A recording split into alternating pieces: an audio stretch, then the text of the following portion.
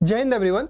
तो approximately 42 question geography के most important मैं आप सभी लोगों के लिए लेकर आया हूं। इसमें आपको ये देखने को मिलेगा कि हर एक चैप्टर में 8 से 10 ऐसे सवाल होते हैं जिन्हीं के इर्द गिर्द सवाल बनते हैं। तो वो सभी इंपॉर्टेंट क्वेश्चन विद सॉल्यूशन आपको दिखाने वाला हूं और आपको बताने वाला हूं कि अगर आप इन सारी चीजों को भी प्रिपेयर कर लेते हैं तो आपके 2025 के बोर्ड के पेपर में इससे बाहर आपको कुछ भी देखने को नहीं मिलेगा। तो आइए क्विकली चीजों को समझ लेते हैं कि आपके चैप्टर से सवाल कहाँ कहाँ से पूछे जाएंगे।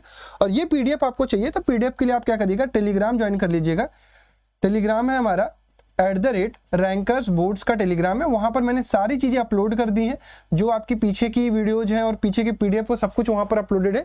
यानी इकोनॉमिक्स की, पॉलिटी की, हिस्ट्री की और ज्योग्राफी की सब कुछ अपलोडेड है। साथ ही साथ रिवीजन करने के लिए नोट्स भी मैंने टेलीग्राम पर डाल दिया है, तो वहां पर जाकर चेकआउट कर लीजिएगा और इसकी पीडीएफ भी। देखो इस वाले चैप्टर से आता क्या क्या है। एक तो क्लासिफिकेशन आपका रिसोर्सेज का पूछ लिया जाता है। रियो डी जेनेरियो पर एमसीक्यूज पूछे जाते हैं। रिसोर्सेज प्लानिंग इन इंडिया, ये सवाल इंपॉर्टेंट है, ये टॉपिक इंपॉर्टेंट है। लैंड एज रिसोर्सेज पूछे जाते हैं। क्लासिफिकेशन ऑफ सॉइल एंड, ये जो है टॉपिक, इससे ना बहुत बड़ा क्वेश्चन नहीं आएगा क्योंकि ये बहुत सारी चीजें याद नहीं हो पाती हैं। इससे जो चीजें पूछी जाती है वो पूछी जाती है एमसीक्यू में क्वेश्चन, तो ये ध्यान रखिएगा। सॉइल इरोजन इंपॉर्टेंट टॉपिक है, ये इस साल पूछा जा सकता है। और सॉइल कंजर्वेशन पर भी सवाल आपसे पूछा जा सकता है। चलिए एक एक करके देख लेते हैं कि सवाल कैसे पूछे गए। जैसे classify the resources on the basis of exhaustibility, यानी आपको क्लासिफिकेशन अलग अलग बेसिस पर जो दिए गए उस पर सवाल पूछा जा सकता है और ये इसका कंप्लीट आंसर है, आप स्क्रीनशॉट ले लीजिएगा। दूसरा सवाल, रियो डी जेनेरियो पर अगर आपका 2 नंबर का भी सवाल अगर पूछा जाएगा तो कुछ इस तरीके से शॉर्ट नोट उस पर बनाने के लिए पूछा जाएगा, या फिर मैक्सिमम टाइम देखा गया कि इस पर एमसीक्यू पूछे जाते हैं, तो इसको आप प्रिपेयर कर लीजिएगा। तीसरा सवाल, classify the resources on the basis of ownership. जैसा कि मैंने कहा कि क्लासिफिकेशन अलग अलग जो टाइप पर दिए गए हैं ज्योग्राफी की किताब में, एनसीईआरटी में, उसमें से किसी न किसी एक टाइप में पूछा जाता है और ये यहाँ पर 2 नंबर या 3 नंबर में पूछा जाएगा। चौथा सवाल, why it is essential to have resources planning. Resources की प्लानिंग करना क्यों हमारे लिए जरूरी है, ये बहुत इंपॉर्टेंट क्वेश्चन है, इसको आप प्रिपेयर कर लीजिएगा और ये इसका कंप्लीट आंसर है। पांचवा सवाल, provide a suitable classification for the resources on the basis of ownership. I think ये रिपीटेड क्वेश्चन है तो इसको आप स्किप कर सकते हैं। ये है नेक्स्ट क्वेश्चन, सॉइल के टाइप पर पूछा गया है कि name the soil type which is widely found in the western Rajasthan. यानी आपकी रीडिंग लगी हुई होगी तो मेरे नोट से एक बार आप रीडिंग लगा लीजिएगा। Explain any 2 important characteristics of this soil type which makes it unsuitable for the cultivation. अब इतना ध्यान रखिएगा कि हर एक सॉइल टाइप को बहुत डीपली रीड करना बहुत मुश्किल है, तो आप एक बार क्विकली रिवाइज कर लेंगे तो आपको ओवरऑल आइडिया रहेगा, तो आप कुछ ना कुछ लिख लेंगे। सातवां सवाल, discuss any 5 factors responsible for the land degradation in India. और ये बहुत इंपॉर्टेंट सवाल है, कई सालों में देखा गया है कि रिपीटेड ये टॉपिक से सवाल आते रहते हैं। ये इसका कंप्लीट आंसर है, एक बार आप रीडिंग लगाइएगा कि सॉइल इरोजन की वजह से, डिफॉरेस्टेशन की वजह से, ओवर इरिगेशन की वजह से, फ्लड्स और ड्राफ्ट की वजह से, ओवर ग्रेजिंग की वजह से ये सॉइल का डिग्रेडेशन होता है। अच्छा, जब भी आप आंसर लिखेंगे मेक श्योर कि इस तरीके से टॉपिक को लिखकर टॉपिक को इलेबोरेट जब आप करते हैं तो एग्जामिनर ये टॉपिक बहुत पहले देखता है और फिर आपका ये रीडिंग एक बार लगाएगा और आपको कंप्लीट आंसर देगा। ठीक है, क्वेश्चन नंबर 8 आपके इस चैप्टर से क्या बन सकता है कि सॉइल इरोजन के 2 टाइप्स आपको बताने हैं जो मोस्टली ऑब्जर्व होते हैं इंडिया में, और 3 ह्यूमन एक्टिविटीज बताने हैं जो सॉइल इरोजन के कारण होते हैं। तो ये इसका कंप्लीट आंसर दिया गया है। आपको क्या करनी है, इसकी एक बार रीडिंग लगानी है और रीडिंग लगाने के बाद इसको लिखने की कोशिश करनी है और जो इंपॉर्टेंट चीजें हैं उसको याद करिएगा। ठीक है, पीडीएफ वहां डाउनलोड करिएगा।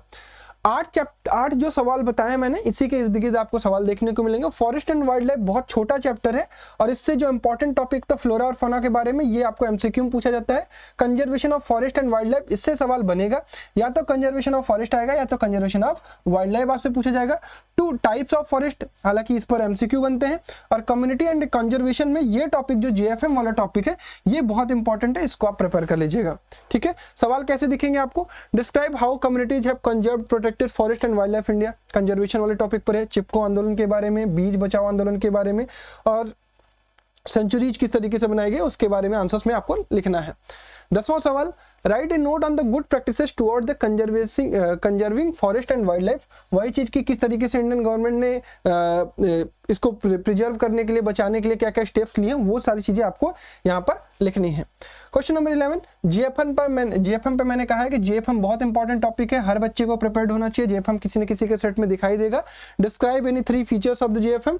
जीएफएम के बारे में पहले लिखेंगे, फिर उसके फीचर्स के बारे में इस तरीके से लिखेंगे। क्वेश्चन नंबर 12 आपसे फॉरेस्ट और वाइल्ड लाइफ रिसोर्सेज के डिस्ट्रीब्यूशन पर पूछा जा सकता है। और ये टाइप्स ऑफ, अगर मैं बात करूं टाइप्स एंड डिस्ट्रीब्यूशन के बारे में पूछा जा सकता है, जिसमें रिजर्व फॉरेस्ट और प्रोटेक्टेड फॉरेस्ट और अनक्लास्ड फॉरेस्ट को आपके टाइप्स होते हैं, जो कि आपको याद रहने चाहिए। क्वेश्चन नंबर 13 पर आगे बढ़ने से पहले मैं आपको बताऊंगा कि ये 4 ही सवाल हैं जिसकी इर्द गिर्द आपको सवाल देखने को मिलेगा और इनको आप प्रिपेयर कर लीजिएगा। नेक्स्ट चैप्टर है वाटर रिसोर्सेज। ये भी छोटा चैप्टर है जिसमें वाटर स्कैर्सिटी पर आपसे सवाल बन सकता है, ये टॉपिक इंपॉर्टेंट है। Water conservation and it's management, उसके बाद डैम्स, इस पर मैप वर्क आपसे पूछा जाता है, ठीक है, मैप के लिए मैं अलग वीडियो बना दूंगा। और रेन वाटर हार्वेस्टिंग सिस्टम पर भी आपसे सवाल डायरेक्टली पूछा जाता है। चलिए सवाल क्या क्या आएगा। 3/4 of the earth surface is covered with the water but there is still scarcity of the water across the globe. पहले ही टॉपिक पर ये सवाल जो बनता है, ये आपका केस बेस्ड क्वेश्चन में भी टॉपिक आ सकता है, तो इसको इस तरीके से प्रिपेयर करिएगा। 14वां सवाल, highlight any 3 hydraulic structure as a part of water management program. Water management program पर जो सवाल बनेगा वो कुछ इस तरीके का दिखेगा, ये आपका आंसर है कंप्लीट, इसको आप प्रिपेयर कर लीजिएगा, ठीक है। Question number 15, in recent years multipurpose projects and large dams have come under the great scrutiny and opposition, explain why. मतलब क्या ऑब्जेक्टिव है जिससे have been raised against the multipurpose river valley project, इसके खिलाफ लोगों ने क्यों बात उठाई, इससे लोगों का क्या नुकसान हो रहा है, ये सारी चीजें आपको इसमें इंक्लूड करनी है। ये इसका कंप्लीट आंसर है, एक बार देख लीजिएगा। Explain the working of the underground tanks as a part of rooftop harvesting rain water harvesting system, ठीक है। तो रेन वाटर हार्वेस्टिंग सिस्टम बहुत इंपॉर्टेंट टॉपिक है, राजस्थान में इसकी किस तरीके से चीजें होती हैं इस पर भी सवाल पूछा जाता है, तो मेक श्योर इस टॉपिक को बहुत अच्छे से क्लियर रखिएगा। Question number 17, why is rooftop harvesting important in the Rajasthan, वही पीछे वाला सवाल है, तो यहाँ पर भी मैंने कहा कि ये टॉपिक इंपॉर्टेंट है, तो इसको आप प्रिपेयर करिएगा और इसका कंप्लीट आंसर है। क्वेश्चन नंबर 18 पर आगे बढ़ने से पहले एग्रीकल्चर के चैप्टर्स के कौन कौन से टॉपिक इंपॉर्टेंट है वो आपको मैं बता देता हूँ कि टाइप्स ऑफ फार्मिंग में प्रिमिटिव और इंटेंसिव फार्मिंग के बारे में आपसे पूछा जाता है। क्रॉपिंग पैटर्न रबी खरीफ जेद में कौन कौन से होते हैं ये आपको याद रहना चाहिए, और ये याद करने के लिए आपको ट्रिक्स वगैरह आप बना सकते हैं जो भी आपके पास एनसीईआरटी में लिखी हुई है, ध्यान ये दीजिएगा कि इससे आपके ऑब्जेक्टिव क्वेश्चंस बनते हैं। टाइप्स ऑफ क्रॉप्स, इसमें से कोई एक क्रॉप्स के बारे में भी चीजें पूछी जाती हैं और इस पर मैप वर्क भी आता है। ऑयल सीड्स और कॉटन जूट। हॉर्टिकल्चर और सेरिकल्चर में डिफरेंस आपसे पूछा जाता है। चैलेंजेस इन इंडियन एग्रीकल्चर, ये इंपॉर्टेंट टॉपिक है। फिर उसके बाद रिफॉर्म्स क्या क्या हुए और फूड सिक्योरिटी सिस्टम एफएससी पर भी आपसे पूछा एफएसएस पे आपसे पूछा जाता है सवाल। सवाल कैसा कैसा, describe any 3 features of the rabi crop season. अब रबी क्रॉप सीजन के बारे में 3 फीचर्स आपको बताने हैं, एग्जांपल्स वगैरह भी आप इसमें इंक्लूड कर सकते हैं। Establish the differences between the commercial farming and subsistence farming। Commercial farming और सब्सटेंस फार्मिंग के बीच में डिफरेंस भी आपसे पूछा जा सकता है। Why is agriculture called the backbone of Indian economy? ये आपके समझने वाले के सवाल है, एग्रीकल्चर चैप्टर पढ़ के आप इसको अपना वो दे सकते हैं answer. Explain any 4 feature of the primitive substance agriculture. Primitive और उसके जो अपोजिट में था उस पर सवाल आता है, प्रिमिटिव और इंटेंसिव में, तो दोनों में से कोई एक पूछा जा सकता है। Name the 2 major beverage crops grown in India. अब इस टॉपिक पर देखिए कई सारी चीजें पूछी जा सकती हैं, बिवरेज क्रॉप्स पर पूछा जा सकता है, ऑयल सीड्स पर पूछा जा सकता है, पल्सेस पर पूछा जा सकता है, तो हर एक टॉपिक रीडिंग में आपके रहना चाहिए और आपके वहां से आंसर आप लिख लेंगे, और ये इसका कंप्लीट आंसर है जिसमें टी और कॉफी को यहाँ पर इलेबोरेट किया गया है। फिर उसके बाद फाइबर क्रॉप्स के बारे में आपसे पूछा जाएगा, तो कॉटन को आप एग्जाम्पल देंगे और जूट को एग्जाम्पल देंगे और इसके बारे में आप सारी चीजें लिखेंगे। फिर उसके बाद 2 मोस्ट सेरल क्रॉप्स के बारे में आपसे, यानी कोई ना कोई एक आपसे पूछा जा सकता है, तो मेक श्योर कि आप इसको डिस्कस कर प्रॉपर पढ़ लीजिएगा। राइस और व्हीट, मैंने वो सारे इंपॉर्टेंट आपको बता दिए जो आपसे पूछे जाते हैं। Explain any 2 main challenges faced by the jute industry. Jute industry के द्वारा क्या चैलेंजेस फेस किए जा सकते हैं, जूट इंडस्ट्री पर जो सवाल बन सकता है कुछ इस टाइप का बन सकता है एक सवाल। फिर उसके बाद the government of India has introduced various institutional and technological reforms. जो टेक्नोलॉजिकल रिफॉर्म्स या इंस्टीट्यूशनल रिफॉर्म्स हुए हैं इस पर 2018 में भी सवाल पूछा गया है, 2023 में भी सवाल पूछा गया था, ये टॉपर्स के आंसर्स हैं, इसको आप एक बार रीडिंग लगा लीजिएगा। फिर हमारा next chapter mineral and energy resources, इसमें क्या क्या इंपॉर्टेंट टॉपिक्स हैं। मिनरल्स के बारे में आपसे पूछा जा सकता है, मोड ऑफ अकरेंस पर आपके सवाल आते हैं, how to use mineral resources, metallic minerals, non metallic minerals, conservation of minerals, conventional source of energy, इन दोनों टॉपिक्स को आप अच्छे से प्रिपेयर करिएगा। और non conventional source of energy ये बहुत इंपॉर्टेंट टॉपिक है, और कंजर्वेशन ऑफ एनर्जी रिसोर्सेज। सवाल कैसा, importance of minerals in human life क्या है, ये आपको बताने के लिए पूछा जा सकता है, ये इसका आंसर है। फिर उसके बाद minerals occurs in various form, 2023 में सवाल आया हुआ है कि आपको इस स्टेटमेंट को सपोर्ट करना है और इसका कंप्लीट आंसर है। Question number 29, What efforts are required to use mineral resources in planned and sustainable manner? तो जिस तरीके से हमको इसको यूज करना है, इसके लिए हमें क्या एफर्ट लगाने होंगे, ये आपको लिखना है 3 पॉइंट्स में। Why it is necessary to conserve mineral resources? हमारे लिए इसका कंजर्वेशन क्यों इंपॉर्टेंट है, इसको 4 वे से किस तरीके से कंजर्व किया जा सकता है, ये आपको बताना है, जिस पर आपको कंप्लीटली 5 नंबर का एक सवाल मिलेगा। Highlight the importance of petroleum, petroleum का आपको इंपॉर्टेंस बताना है। Explain the occurrence of the petroleum in India, petroleum पर सवाल किस तरीके से पूछा जाएगा कि इसका इंपॉर्टेंस बताइए और इसको किस तरीके से पेट्रोलियम की अकरेंस होता है, ये आपको बताना है। Question number 32, which minerals are used to obtain natural nuclear energy, name all the 6 nuclear power plant of the station. और ये आपका मैप वर्क के लिए बहुत इंपॉर्टेंट है, ये ध्यान रखिएगा, मैप वर्क में एक न एक कोई पूछा जाएगा। फिर उसके बाद जो लास्ट चैप्टर आपको पढ़ना है वो है मैन्युफैक्चरिंग इंडस्ट्री। किसके इंपॉर्टेंट टॉपिक क्या है, what is manufacturing, importance of manufacturing, ये इंपॉर्टेंट है।